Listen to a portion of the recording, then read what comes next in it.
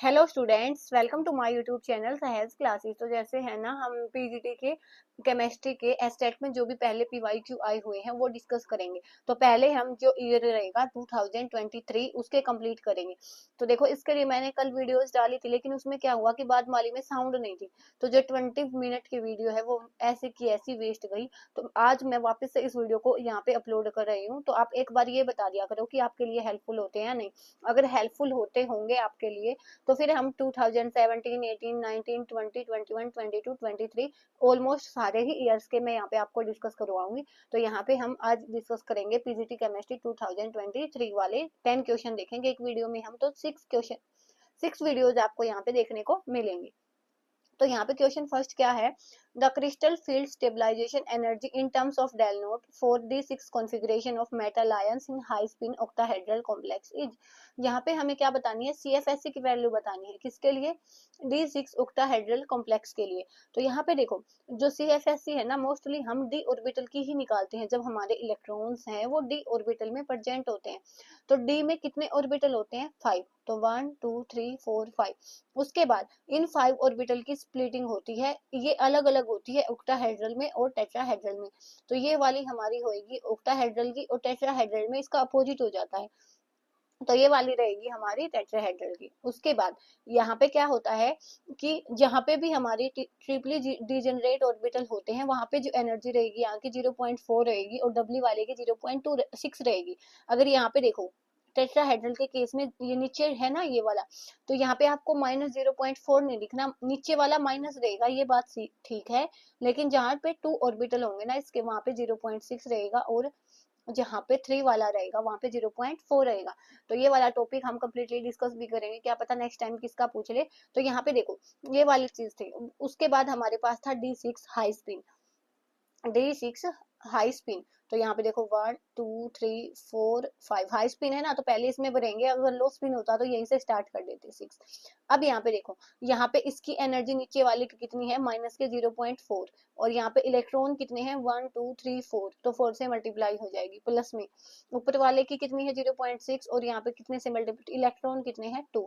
तो यहाँ से माइनस के 1.6 प्लस के 0.2, यहाँ से क्या आएगा? माइनस के 0.4 डेल नोट।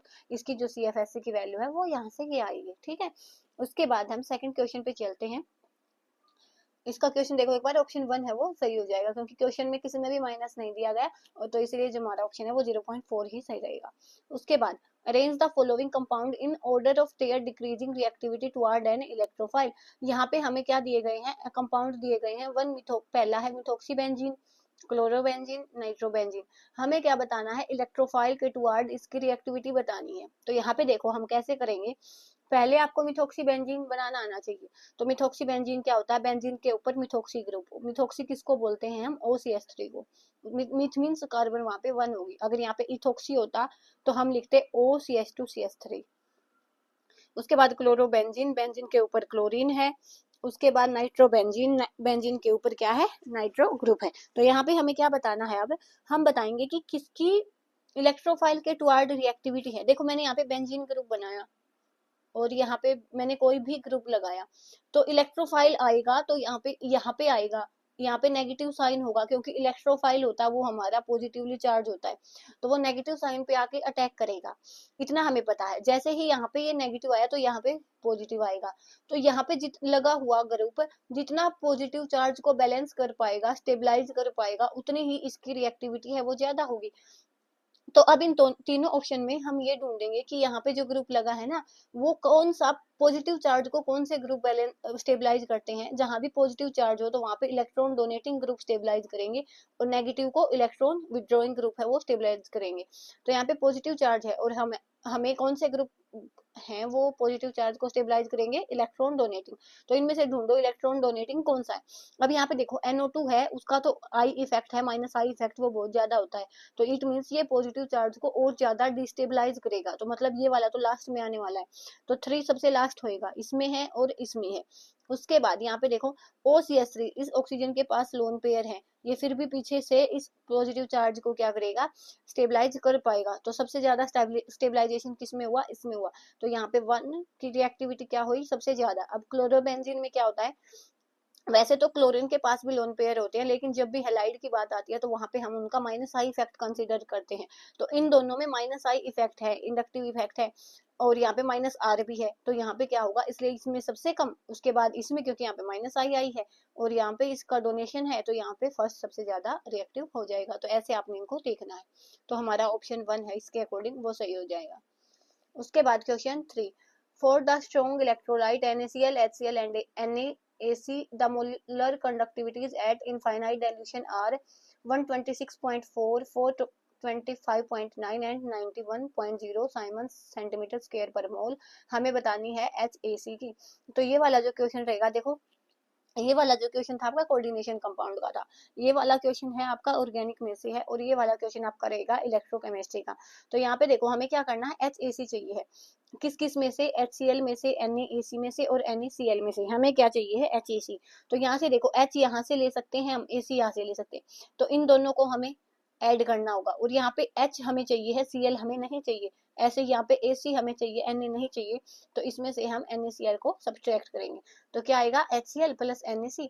तो यहाँ से हमें HAC तो मिल गया और NaCl हमें नहीं चाहिए, तो यहाँ पे हमने NaCl को माइनस किया, तो यहाँ पे क्या आया, HCl की वैल्यू कितनी है, H सेकंड वाली है ना, तो 425.9, और उसके बाद NaAC की कितनी है, NaC की लास्ट वाली है तो 91, प्लस में हो गया ये, और माइनस में किसकी करनी है, NaCl की, तो NaCl की है कितनी, 126.4। तो यहाँ से हमारा जो ऑप्शन थर्ड है, इसको कैलकुलेट करोगे तो वो सही हो जाएगा। तो ऐसे आपने इनको करना है, जिसकी निकालनी है जिस उनको ऐड कर दो, और जो फालतू में एक्स्ट्रा है उसको सब्सट्रैक्ट कर दो। उसके बाद the electronic configuration of two element A and B are given below, the molecular formula of compound formed A and B will this। यहाँ पे इसका कॉन्फ़िगरेशन गिवन है, यहाँ पे इसका कॉन्फ़िगरेशन गिवन है। ये वाला क्वेश्चन है, आप लगा सकते हो कि 9th क्लास में भी हम थोड़ा थोड़ा सीख लेते हैं कि कंपाउंड का फॉर्मूला वो कैसे लिखते हैं। तो इसके लिए आपको एक छोटा सा टॉपिक है वैलेंसी का, वो पता होना चाहिए। वैलेंसी वैसे तो हम किसको बोलते हैं कि ऑक्टेट कंप्लीशन के लिए जितने नंबर ऑफ इलेक्ट्रॉन्स है वो वहां पे चाहिए होंगे, लेकिन अगर यहाँ पे ऑर्बिटल दिए हो ना, तो हम क्या करेंगे कि ऑर्बिटल की मैक्सिमम स्टेबिलिटी के लिए उसके कितने नंबर ऑफ इलेक्ट्रॉन चाहिए होंगे। अब यहाँ पे देखो हमारे पास p ऑर्बिटल है, इसमें मैक्सिमम 6 इलेक्ट्रॉन आ सकते हैं, और 6 इलेक्ट्रॉन अगर वो फुली फील्ड है तो वो स्टेबिलिटी भी होगा। यहाँ पे इसके पास 3 ही इलेक्ट्रॉन है, तो स्टेबिलिटी के लिए इसको कितने इलेक्ट्रॉन और चाहिए, 3 और चाहिए, तो इसकी जो वैलेंसी है वो कितनी हो जाएगी, +3। बी वाले की क्या है, 5 है इसके पास, तो एक ही चाहिए तो 1, तो ए की वैलेंसी कितनी आई, 3, और बी की कितनी आई, 1। उसके बाद हमें इसकी क्रॉस मल्टीप्लीकेशन करनी होती है, तो ये क्या आएगा, AB3। तो यहाँ से जो हमारा ऑप्शन 4 है वो राइट हो जाएगा। उसके बाद हम देखते हैं question 5, which following expression is correct for rate of reaction given below. ये वाली हमें रेट ऑफ रिएक्शन गिवन है, हमें बताना है कि कौन सा एक्सप्रेशन इसके लिए सही हो जाएगा। तो ये वाला क्वेश्चन रहेगा आपका केमिकल काइनेटिक्स का, और केमिकल काइनेटिक्स के सारे ही वो जो टॉपिक है वो मैंने एक्सप्लेन किए हुए हैं। आप चाहो तो प्लेलिस्ट बनी हुई है क्लास 12th केमिस्ट्री नाम से, वो देख सकते हो। देखो यहाँ पे क्या है, डेल बी आर, यहाँ पे इक्वेशन हमें दी गई है, तो इसमें आपको क्या आना चाहिए, रेतला लिखना आना चाहिए। कैसे लिखते हैं हम रेतला, आप ये मान के चलो कि हम हर चीज को 1 मान के चलेंगे, कि हर चीज को हमें 1 बनाना है, तो जो भी इसका कोफिशिएंट होगा उससे हम डिवाइड करेंगे। पहले देखो रेट क्या होता है, change in concentration upon change in time, तो यहाँ पे change in concentration upon time तो सबके लिए लिखेंगे, और रिएक्टेंट है उसकी अमाउंट कम होती जाती है, तो इसलिए हम उसके आगे माइनस साइन लगाते हैं, और प्रोडक्ट है वो बनता चला जाता है, तो उसके आगे हम पॉजिटिव साइन लगाते हैं। तो ये वाली चीज भी आपने ध्यान रखनी है। तो पहले इसका लिखेंगे, तो ये क्या हो जाएगा, -1/5 change in concentration of Br divide by change in कंसंट टाइम। उसके बाद इज इक्वल टू, इक्वल होती है सबकी माइनस में, यहाँ पे कोई भी कोफिशिएंट नहीं है, तो सीधा क्या आ जाएगा, change in concentration of this divide by change in time. उसके बाद यहाँ पे 6 कोफिशिएंट है, तो -1/6, क्योंकि ये तीनों ही किसकी साइड है, रिएक्टेंट की साइड है। उसके बाद ये वाली चीज प्रोडक्ट की साइड है, तो 1/3 डेल Br2/dt चेंज, ऐसे यहाँ पे 1/3 del H2O by change in time. तो ये वाली चीज है। अब यहाँ पे अपने ऑप्शंस में देखो, एक तो Br चाहिए, एक H चाहिए हमें, तो यहाँ से Br इसमें है और H इसमें है, तो इन दोनों को उठा लाओ, तो -1/5 Br/dt और del H plus by t. अब हमें क्या चाहिए कि डेल Br वाला है जो ऑप्शन वो अलग है, तो यहाँ पे ये 5 यहाँ पे डिवाइड में, वहाँ पे मल्टीप्लाई में, तो यहाँ पे क्या आ जाएगा 5/6। तो हमारा जो भी ऑप्शन ऐसा होगा 5/6 वाला वो सही हो जाएगा। तो हमारा ऑप्शन 3 है वो इस क्वेश्चन का वो सही हो जाएगा। ऐसे आपने इनको करना है। और देखो सारा ही सिलेबस आपका कौन सा रहेगा, आपका 11th 12th का रहेगा। उसके बाद which of following order of energies of molecular orbital of N2 is correct. हमें बताना है कि N2 का कौन सा मोलिकुलर एनर्जी का जो डायग्राम है वो यहाँ से करेक्ट हो जाएगा। तो इसका ऑप्शन 1 सही रहेगा। कैसे रहेगा वो हम देखते हैं। तो देखो बॉन्ड ऑर्डर के लिए मैंने आज ही अपने कम्युनिटी में एक पोस्ट डाली है जहाँ पे मैंने बहुत अच्छे से बॉन्ड ऑर्डर को एक्सप्लेन किया है। तो एक बार आप वो देखना। उसके बाद क्या बताऊँ यहाँ पे क्या होता है, कई बार क्या होता है यहाँ पे हमें पूछ लिया जाता है बॉन्ड ऑर्डर, तो वहीं भी वो भी हमें इससे निकालना होता है। कई बार हमसे पूछ लिया जाता है कि वो अनपेयर्ड इलेक्ट्रॉन वहां पे कितने हैं, तो वो भी इसी से निकलेगा। तो ये वाला जो टॉपिक है ना केमिकल बॉन्डिंग का टॉपिक है, और ये वाला टॉपिक आपको अच्छे से आना चाहिए क्योंकि हर बार एक क्वेश्चन इसका आता ही आता है। तो यहाँ पे देखो हम कैसे बनाते हैं, यहाँ वहां पे मैंने बना हुआ है, अच्छे से समझाया हुआ है। तो यहाँ पे हम मेनली देखेंगे। देखो 1s2 2s2 ये वाले नीचे वाले ऑर्बिटल है, यहाँ पे ऐसे बनते हैं। लेकिन यहाँ पे हमसे पूछा p वाले ऑर्बिटल की एनर्जी गई है, तो यहाँ पे हम इनको नहीं बनाएंगे। लास्ट में क्या होता है 2p3 है ना, तो इसको बनाएंगे। अब हमारे पास दो नाइट्रोजन है, तो एक नाइट्रोजन का p ऑर्बिटल ये है और एक नाइट्रोजन का ये है। दोनों में 3 3 इलेक्ट्रॉन है। तो जैसे यहाँ पे क्या होता है दो केस बनते हैं, एक तो लेस देन 14 का और एक मोर देन 14 का। वो सब चीजें मैंने अच्छे से एक्सप्लेन की हुई है, तो वहां से देख लेना एक बार आप। तो यहाँ पे क्या होता है कि लेस देन 14 है और इक्वल टू 14 है, तो ये वाला केस रहता है कि डबल वाला है वो नीचे आता है और सिंगल वाला ऊपर। अगर मोर देन 14 है तो सिंगल वाला नीचे आता है और डबल वाला ऊपर चला जाता है। इनमें कोई डिफरेंस नहीं होता। उसके बाद ये वाले जो ऑर्बिटल होते हैं ये बॉन्डिंग होते हैं और ये वाले एंटी बॉन्डिंग होते हैं। तो ऐसे इनका इलेक्ट्रॉन का जो सेटअप होता है। तो यहाँ पे देखो एनर्जी सबसे ज्यादा किसकी है, सिग्मा स्टार की, pi star 2p x pi star 2p y की, उसके बाद सिग्मा 2p z की, उसके बाद पाई 2p x की, पाई 2p y की। तो ये वाला जो ऑर्डर है वो किसके साथ मैच होता है, ऑप्शन 1 के साथ। तो ये हमारा ऑप्शन 1 है वो सही हो जाएगा। उसके बाद seventh question, the product obtained as a result of reaction of benzene with n propyl chloride in presence of AlCl3। तो हमें क्या बताना है कि जब बेंजीन की रिएक्शन किसके साथ करवाएं, एन प्रोपाइल क्लोराइड के साथ करवाएं AlCl3 की प्रेजेंस में, तो वहां पे क्या रिएक्शन रहेगी। तो यहाँ पे देखो ये बेंजीन है और prop means number of carbon 3, chloride means Cl। तो यहाँ पे जब AlCl3 की रिएक्शन करवाते हैं तो ये वाली जो रिएक्शन है वो फिक्स होती है, नेमिंग रिएक्शन है। तो वहां से आप देख लेना एक बार। तो इसीलिए बोलती हूँ कि 11th 12th का सिलेबस है वो एक बार अच्छे से कर लो। तो यहाँ से हमें क्या मिलता है, आइसोप्रोपाइल बेंजीन हमें यहाँ पे मिलती है। उसके बाद next question 8, in NO3 negative the number of bond pairs and lone pairs of electron on nitrogen atom are respectively। NO3 negative में n के ऊपर कितने बॉन्ड पेयर होंगे और कितने लोन पेयर होंगे हमें ये बताना है। तो यहाँ पे देखो n के बैलेंस इलेक्ट्रॉन कितने होते हैं, 5 होते हैं, 1 2 3 4 5 होते हैं। लेकिन यहाँ पे हमने पॉजिटिव लगाया है तो यहाँ से 4 ही रहेंगे, क्योंकि पॉजिटिव कब लगाते हैं, जब वो एक इलेक्ट्रॉन डोनेट कर देता है। ऑक्सीजन पे कितने होते हैं 6, 1 2 3 4 5 6। लेकिन यहाँ पे नेगेटिव होता है, इट मीन्स यहाँ पे क्या होगा 7। उसके बाद ऐसे यहाँ पे 1 2 3 4 5 6 7। तो यहाँ पे भी 7 है क्योंकि यहाँ पे भी नेगेटिव है। अब यहाँ पे देखो हमारे पास एक ही नेगेटिव है, तो कैसे समझोगे आप इसको कि इस पॉजिटिव नेगेटिव ने तो आपस में न्यूट्रलाइज कर लिया, इसका तो कोई रोल ही नहीं बचा, एक ही नेगेटिव है वही ये वाला नेगेटिव है। तो अब देखो क्या बताना है हमें, बॉन्ड पेयर कितने हैं 1 2 3 4, 4 बॉन्ड पेयर है, तो एक ही ऑप्शन ऐसा है।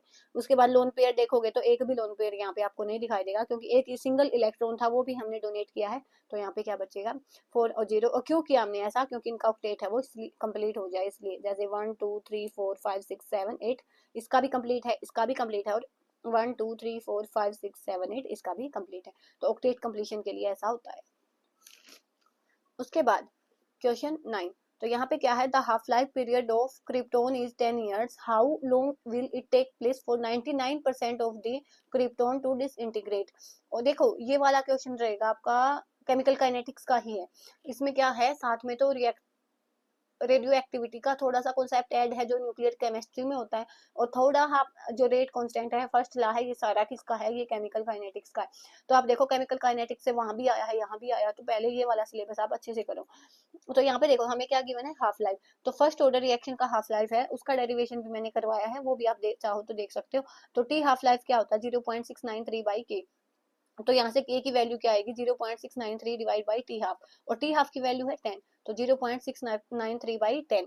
उसके बाद फर्स्ट ऑर्डर रेट रिएक्शन के लिए जो इक्वेशन होती है वो होती है KT is equal to 2.303 log of A0/AT। तो यहाँ से हम टाइम की वैल्यू बनाएंगे, तो ये क्या हो जाएगी 2.303 डिवाइड बाई के, और ये एज इट इज। A0 क्या होता है इनिशियल कंसंट्रेशन, और AT क्या होता है final concentration at time t। तो ये होएगा, तो 2.303 डिवाइड बाई के था, तो के की वैल्यू क्या है 0.693 नीचे आया और 10 ऊपर चला जाएगा, तो 10 ऊपर चला गया। उसके बाद लोग इनिशियल हमने माना 100, तो जब भी ऐसी कोई भी कंडीशन आई तो आपने क्या मानना है, इनिशियल को 100 मान के करोगे तो सम इजीली हो जाएगा। 100 माना। अब यहाँ पे कितना कंप्लीट डिसइंटीग्रेट का बताना हमें, 99% का। तो 100 में से 99% ऑफ 100 है वो डिसइंटीग्रेट हो चुका है। हमें बतानी है कंसंट्रेशन टाइम टी पे कितनी होगी। तो पहले हमने 100 ली थी और वहां से 99% है वो डिसइंटीग्रेट हो चुका है। तो देखो 100 में से जब हम 99% ऑफ 100 माइनस करेंगे तो कैंसिल, और यहाँ पे आया 1, तो लोग 1, यहाँ पे आया 1 तो नीचे बचा 1, तो यहाँ पे क्या बचा, लोग 100, और लोग 100 को मैं लिख सकती हूँ लोग 10 का स्क्वायर। और लोग में क्या होता है कि जो भी पावर होती है वो आगे आ जाती है, तो यहाँ से क्या बनेगा 2 लोग 10। ऐसे आपको ये पता होना चाहिए कि जब हमारे पास क्या होता है लोग ए की पावर बी, तो ये क्या हो जाता है बी लोग ए, पावर इसकी आगे आ जाती है। और लोग 10 की वैल्यू क्या होती है 1, तो यहाँ से ये बचा, ये एज इट इज है, ये 2 आगे आया, लोग 10 की वैल्यू है 1। तो यहाँ से जब आप इसको सोल्व करोगे तो ये आएगा 66.4 ईयर्स, तो यहाँ पे हमारा ऑप्शन 2 है वो करेक्ट हो जाएगा। तो ऐसे आपने निकालना है। उसके बाद लास्ट क्वेश्चन आज की वीडियो का, the electrophile involve in Reimer Tiemann reaction is, इनमें से हमें बताना है कि रेमर टेमन रिएक्शन में कौन सा इलेक्ट्रोफाइल लगता है। तो यहाँ पे देखो पहले इसमें क्या लिखा था ऑप्शंस में कार्बिन, कभी कार्बिन लिखा जाता कभी कार्बिन बना के दे देते हैं, तो आपको अच्छे से करना है हर टॉपिक को, बाकी क्वेश्चन है पीवाईक्यू में से हो जाएंगे। यहाँ पे क्या होता है CHCl3 क्लोरोफॉर्म हम यूज करते हैं, तो पहले क्या होता है बेस की प्रेजेंस में यहाँ से H प्लस लीव हो जाता है, तो यहाँ पे बचता है नेगेटिव साइन, H प्लस गया तो नेगेटिव बचा ना। नेक्स्ट स्टेप में Cl लीव करेगा, तो जैसे यहाँ पे CCl3 था, H प्लस गया तो यहाँ पे आया नेगेटिव। लास्ट नेक्स्ट स्टेप में एक Cl गया तो उसने छोड़ा पॉजिटिव, तो नेगेटिव पॉजिटिव आपस में न्यूट्रलाइज होकर यहाँ पे क्या बनती है कार्बिन। तो यही वाला जो हमारा इलेक्ट्रोफाइल है वो यहाँ पे होता है इसमें। ठीक है, OS तो वैसे भी नहीं आएगा क्योंकि ये न्यूक्लियोफाइल है, तो ऐसे भी आप इसको देख सकते हो। और Cl पे कभी भी पॉजिटिव चार्ज है वो स्टेबल नहीं होता, क्योंकि Cl इलेक्ट्रोनेगेटिव होता है, तो यहाँ पे हमेशा ही नेगेटिव चार्ज होता है। तो ये वाले ऑप्शन तो आप वैसे ही नेग्लेक्ट कर सकते थे। तो यहाँ पे हमारे 10 क्वेश्चन है वो कंप्लीट होते हैं। नेक्स्ट वीडियो में हम मिलेंगे नेक्स्ट 10 क्वेश्चन के साथ, तब तक के लिए धन्यवाद। Thanks for watching my video.